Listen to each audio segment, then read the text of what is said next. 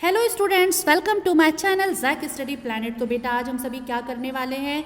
आज हम सभी मजमून लिखेंगे। किस पर लिखेंगे? Corona virus.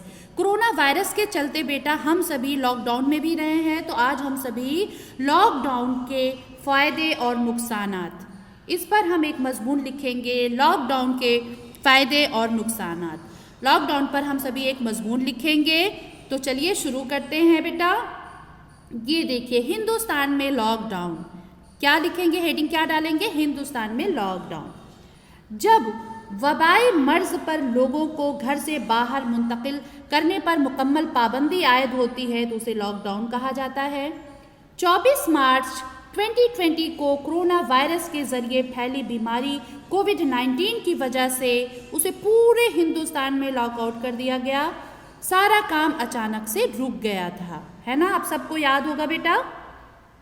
लोग कर्फ्यू के तौर पर लॉकडाउन से घबराते थे। लॉकडाउन का मतलब लॉग आउट होता है। लॉकडाउन एक ऐसा हंगामी निज़ाम है जिसे किसी आफत या वबाई बीमारी के दौरान लागू किया जाता है ताकि इन्फेक्शन न फैल जाए और आवाम की जानों को बचाया जा सके। क्या कह रहे हैं बेटा? ताकि इन्फेक्शन न फैले और आवाम की जानों को बचाया जा सके। जिस इलाके में लॉकडाउन नाफिज कर दिया गया था, उन लोगों को घरों से बाहर जाने की इजाज़त नहीं थी। उन्हें सिर्फ ज़रूरी सामान, दवाइयों और खाने की चीज़ों की खरीदारी के लिए बाहर आने की इजाज़त थी। आगे चलते हैं बेटा। सभी बच्चे बहुत ध्यान से देखेंगे। लॉकडाउन के दौरान तमाम स्कूलों, कॉलेजों, निजी दफातर, क्लिनिकों और उनको बंद करना था। हुकूमत ने सिर्फ उन कारोबारियों, इदारों और दुकानों को खोलने की इजाज़त दी थी जो ज़रूरी अशिया के ज़मरे में आते थे। इनमें दालें, चावल, दूध और रोटी फ़रोख्त करने वाली ग्रोसरी की दुकानें, दवाएं की दुकानें, कुछ सरकारी दफातर शामिल थे। आगे चलते हैं। बाज़ बैंक भी खुले रखे गए थे क्योंकि लोगों के पास पैसे भी नहीं थे। इस दौरान कह रहे लॉकडाउन का मतलब ये है कि आप बगैर ज़रूरत सड़कों पर नहीं निकल सकते थे, क्योंकि कोरोना वायरस एक इन्फेक्शन वाली बीमारी है। इस बीमारी को जो एक शख्स से दूसरे शख्स में फैलती है उसे मतदी बीमारी कहा जाता है। जब लोग इख्तिलात बंद कर दें या कम कर दें तो फिर इस बीमारी को काबू में रखना आसान हो जाता है। जब अचानक लॉक आउट होता है, वहाँ मौजूद शख्स को लॉकडाउन हटाने तक वहाँ मौजूद रहना होगा। फ़र्ज़ करें, एग्ज़ाम्पल के तौर पे बता रही हूँ बेटा, कि आप हिंदुस्तान के लखनऊ शहर के रिहायशी हैं और आपको किसी काम के लिए 3 दिन लखनऊ से बाहर जाना यानी बाहर रहना है। बिहार चले गए हैं आप। अगर अचानक उसे बंद कर दिया जाए यानी लॉकडाउन लगा दिया जाए तो क्या करेंगे आप? तो बेटा यहाँ पे मैं समझा रही हूँ आपको। तो आप उस खात्मे तक बिहार में ही रहना पड़ेगा। क्या खात्मे तक? यानी लॉकडाउन के खात्मे तक आपको बिहार में ही रहना पड़ेगा। अगर लॉकडाउन की वजह से कोई परेशानी हो तो आप करीब तरीन पुलिस स्टेशन, सुप्रीडेंट पुलिस या दीगर आला अफसर को कॉल कर सकते हैं। लॉकडाउन आवाम की सहूलत और हिफाजत के लिए किया जाता है। इस वायरस से लड़ने के लिए पूरी दुनिया को अपने घरों में कैद कर दिया गया था ताकि लोग अपनी जानें बचा सकें। इस खौफनाक वबाई अमराज ने लाखों अफराद को हलाक कर दिया था। इस वायरल इन्फेक्शन के ख़ात्मे के लिए कोई दवा नहीं है और अभी तक वैक्सीन नहीं बनाई जा सकी है बेटा। लेकिन इसमें मैंने लिख दिया, लेकिन वैक्सीन आ गई है और लोग लगवा भी रहे हैं, लेकिन ये कितनी कारगर है हमें नहीं पता है। ठीक है, लिहाजा इससे बचने का वाहिद रास्ता था कि सोशल डिस्टेंसिंग यानी हमें दूरी बनाकर रखना है, किसी से भी 2 गज की दूरी से बात करनी है। अब लॉकडाउन के फ़ायदे क्या रहे हैं बेटा? ये हेडिंग आप डालेंगे, क्या फ़ायदे रहे हैं। लॉकडाउन जेल में बंद रहने का एहसास पैदा करता है। हाँ, किसी को घर में कैद रहना है, लेकिन बहुत सारे वाक़यात बहुत सारे फ़ायदे लाते हैं, ख्वाह वो नहीं जानते हैं। इब्तिदा में लोग उसकी वजह से बहुत घबराए हुए थे क्योंकि आज से पहले हिंदुस्तान में इस तरह के वाक़यात कभी नहीं देखे गए और ना ही सुने गए थे। आगे चलते हैं बेटा। معاشرتی فاصلہ صرف لاک آؤٹ کے ذریعہ لایا جا سکتا ہے۔ لاک ڈاؤن سے پہلے ہر شخص اپنے روزمرہ کے کاموں میں اس قدر مصروف رہتا تھا کہ وہ اپنے کنبے کے لیے وقت، یعنی اپنے گھر پریوار فیملی کے لیے وقت نہیں بنا پاتا تھا، نہ ہی نکال پاتا تھا۔ لیکن لاک ڈاؤن کے دوران لوگوں کو بہترین لمحات اور کافی وقت مل جاتا ہے۔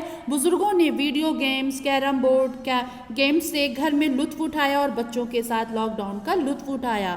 سبھی فیملی والے، پریوار والے، خاندان والے مل کر رہے ہیں اور بہت اچھا ٹائم گزرا ہے۔ انٹرنیٹ اور اسمارٹ فونز نے لوگوں کو لاک ڈاؤن کے استعمال میں بہت مدد فراہم کی۔ اس میں بہت ساری آن لائن تعلیم ویب سائٹوں نے لوگوں کے لیے اپنے کورس مفت کیے۔ لوگوں نے یوٹیوب کے ذریعے اپنے پرانے اور دبے ہوئے مشاغل کو پورا کرنا شروع کر دیا۔ ٹھیک ہے، کوکنگ، ڈانس، سلائی کڑھائی، کمپیوٹر چلانا سیکھا، گانے سنے وغیرہ وغیرہ، بہت ساری ایسی چیزیں ایکٹیویٹی کری جس سے انہیں لطف آتا تھا، مزہ آتا تھا۔ بہت سی چیزیں جو لوگ لاک ڈاؤن کی وجہ سے سیکھتے تھے، اساتذہ نے بھی آن لائن پڑھانا سیکھا اور طلبہ نے آن لائن پڑھنا سیکھا۔ اوکے بیٹا، آگے چلتے ہیں۔ اور یہ بیٹا لاک ڈاؤن کا سب سے زیادہ اثر کس پر پڑا تھا؟ ہمارے انوائرمنٹ میں، ہمارے ماحول پر، ہمارے واتاورن پر لاک ڈاؤن کا سب سے زیادہ اثر پڑا تھا۔ مذکورہ بالا ذاتی فوائد کے علاوہ لاک ڈاؤن کا سب سے بڑا فائدہ زمین اور اس کا ماحول تھا۔ ہوا بالکل صاف ہو گئی، ہوائی آلودگی بالکل ختم ہو گئی، یعنی ہوا میں بالکل بھی پولوشن نہیں تھا، بالکل بھی کوئی پولوشن نہیں تھا، نہ ہی پردوشن تھا، بالکل ہوا صاف ہو گئی، آلودگی بالکل ختم ہو گئی تھی۔ فیکٹریوں اور گاڑیوں سے نکلنے والے دھوئیں ختم ہونے کے سبب آسمان دوبارہ نیلا اور روشن دکھائی دینے لگا تھا۔ صنعتی اکائیوں کی بندش کی وجہ سے ندیوں میں ضائع ہونے والے فضلہ کی مقدار میں بھی کمی واقع ہوئی، جس کی وجہ سے گنگا اور یمنا جیسی ندیوں کو صاف کر دیا گیا، کیونکہ کسی نے سوچا بھی نہیں تھا کہ جنگلی پرجاتیوں کو صاف ستھرا اور پرسکون ماحول پسند ہے۔ اسی دوران مختلف جانوروں اور پرندوں کی گفتگو اور آوازیں سنی گئی، جو آواز آلودگی کی وجہ سے دبا دی گئی تھی۔ ان کے فائدے پیش نظر مختلف ممالک کی حکومتیں اور ماہرین ماحولیات مستقبل میں کچھ دنوں کے لیے رضاکارانہ طور پر لاک ڈاؤن پر غور کر رہے ہیں تاکہ قدرت اپنے نقصان کو ٹھیک کر سکے۔ آگے چلتے ہیں بیٹا۔ کرونا وائرس کی وجہ سے لاک ڈاؤن نے پوری دنیا کو حیران کر دیا، لیکن غریب عوام کا بڑا نقصان ہوا بیٹا۔ جو بہت غریب لوگ تھے، کیسے اپنی ٹھیلے لگا کر اپنی روزی روٹی، اپنا پیٹ پالتے تھے، ان کا لاک ڈاؤن ہونے کی وجہ سے سبزیاں، پھل، چاٹ، پکوڑے بیچنے والوں کے پاس پیٹ بھرنے تک کا بھی ذریعہ نہیں تھا۔ بہت غربت اٹھائی، سبھی شہر کو چھوڑ کر گاؤں کی طرف روانہ ہو گئے تھے۔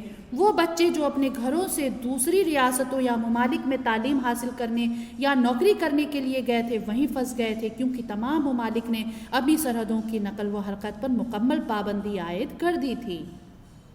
اب بیٹا اس کا کنکلوژن میں آپ لکھیں گے کہ لاک ڈاؤن نے جہاں ہماری زندگی کو بہت سارے لطف اور مزے دیے، بہت سارے انجوائے کیے، اپنی فیملی کے ساتھ ٹائم اسپینڈ کیا، آپ سبھی نے بہت اچھے کورسز کیے، آن لائن بہت کچھ سیکھا، وہیں اپنے خاندان اور اپنے آپ کے لیے وقت نکالیں اور اپنی فیملی کے ساتھ ٹائم بتائیں، تو ماحول اہمیت کا حامل ہے۔ بیٹا یہاں پہ کہنا یہ چاہ رہے ہیں کہ لاک ڈاؤن نے ہماری زندگی کو بہت کچھ سکھایا اور ہم نے بہت کچھ سیکھا۔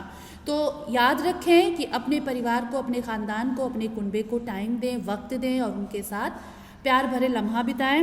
اور ماحول کا اہمیت کا حامل ہے، یعنی ہم ایسا کوئی کام نہ کریں جس سے ہمارے انوائرمنٹ کو، ہمارے ماحول کو پریشانی اٹھانی پڑے، مطلب ہمارا ماحول آلودہ ہو، ہمارا انوائرمنٹ آلودہ ہو، تو ہم سبھی اس کے ذمہ دار ہیں، ہم سبھی اسے صاف رکھیں، ستھرا رکھیں اور کوشش کریں کہ کورونا کو جڑ سے ختم کریں۔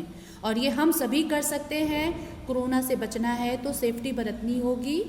ٹھیک ہے بیٹا، آپ سبھی نے اسے بہت اچھے سے کیا، اپنی کاپی میں نوٹ ڈاؤن کر کے بیٹا اپنی ٹیچر سے چیک کرائیں گے۔ اور بیٹا یہ ایگزام میں ضرور سے ضرور پوچھا جائے گا، بورڈ کے ایگزام میں تو 101% یہ پوچھا جائے گا، تو آپ سبھی بچے اسے بہت اچھے سے کریں گے۔ اوکے بیٹا، اور اگر ویڈیو اچھی لگی ہو تو لائک، سبسکرائب، شیئر کرنا نہ بھولیں۔ اوکے بیٹا، بائے۔